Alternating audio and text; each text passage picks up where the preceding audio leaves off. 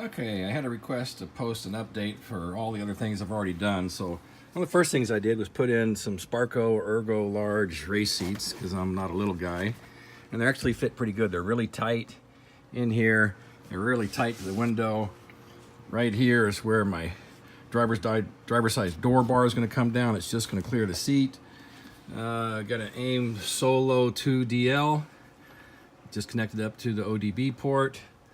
Updated the stock shifter to a Henson short throw, but put the stock knob all back on it, so it looks pretty much the same. And then I've got an auto blip that I'm still having problems getting set up. I had a dead battery before I started this last round of work. I was having to charge it all the time, and I don't think it had enough voltage to make the auto blip work right. All the carpet's gone from the car, so there's no carpet in the interior anywhere. And so that's pretty much what's been done there. Also, I've got, it's not in the car right now, but I've got an AIM Smarty Cam that connects up to the Solo too. There's a couple other, the first session at Coda, those videos are up there, and I'm gonna add a couple GoPros and some other stuff to the car when I start tracking it really good. Of course, put a flex fuel sensor in. I just got that wired up, so that guy's kind of routed around. I cut this weather seal off on the hood to get a little more ventilation in the back. I've heard pros and cons about it either way. Sometimes it's, it sucks or it pools, but I'm going to vent that up. That's coming out and that's going in. And I also got a couple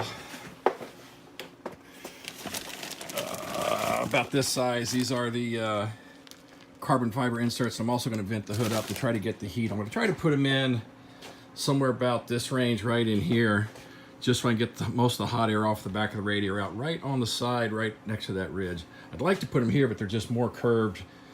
There's more contours there than you can do.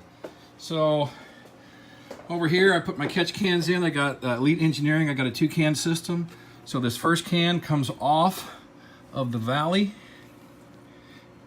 and down here. So that's where it comes from. Then it comes back and it goes into the back in the cold air intake. This can really gets a lot of oil on track sessions. It's almost full after each session. It's a little bit of a pain to get it out because I got to disconnect it each time, but well, it works. And this other can vents off the dry sump tank, and it comes back around and goes back into the blower intake snout as well. So in theory, the flow normally should come out of the crankcase vent back around into the intake, and then there's a little bit of back pressure that flows from the tank, and this just equalizes it back in there. It pulls it in a little bit. So again, it's pretty straightforward. Other than that, not a whole lot more has been done to the car. My wheels, my race tires are right there. So I got some Hoosier 345s. There's some pictures of those. They're all underneath stuff. There's the splitter, and it looks pretty massive next to the car, but it does fit under the front. And I gotta wait till I get the front bumper all back together and then can figure out where all that stuff goes. I've got a front tow hitch to put on here. So that's gonna go on pretty soon. Here's a little kit to put that thing on, pretty straightforward. And some more miscellaneous stuff up there. The brake cooling ducts, the brake cooling hose I moved up there. So pretty much that's my removed part storage facility up there. So all that stuff, if you want it, take a look. It's all gonna get sold or go away at some point. And that hose up there is actually the 3-inch line for my brake ducts. I'm gonna go and I just put it up there to get it out of the way because my garage is very freaking crowded. I will show you this though. This is gonna go in. This is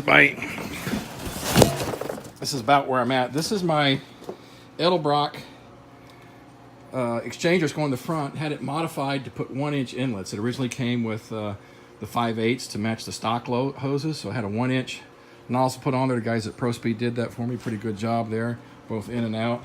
And same thing with this new exchanger in the back, and it was also modified to have 1-inch inlets both in and out. And it's a dual pass, so it'll come back this side, and then it'll go over here. And so basically, the pump is 1-inch that I have, the MP pump. The tank is all 1-inch. That's going to be the drain for the tank. And so everything will be 1-inch. The hoses kind of will come out right about here, go over the top of the fender well, down that guy, and up to the front. And also in that section in there, I've got 12 feet of 1-inch aluminum tubing that I'm going to run one section through there, another section across the front of the car, where I have to bring the hose back from the driver's side to the passenger side for the routing, just to get a little more cooling. And I'm also going to try to put some on the front of this plate right here in kind of a loop pattern, just do some extra cooling around in here. I like the exchanger location there. Oh, and I did add the harness bar and harnesses also as well too, but the harness bar will probably come out when I get the roll cage, because it's right where the roll cage goes. It may fit. If it fits, I'll keep it and I'll have both, because it really doesn't interfere with that exchanger at all. The exchanger's in a pretty good spot. So, and then of course there's going to be water injection. I'm not going to do 50-50 meth water. It's just going to be all water, and that pump's going to go somewhere right around in here and then get routed to the front. So that pump will also get mounted here. So anyway, that's kind of where it's at, and there's a bunch more stuff to go. I've got the rear wing coming. I've got some other stuff. Roll cage is coming. Big stuff that's coming still.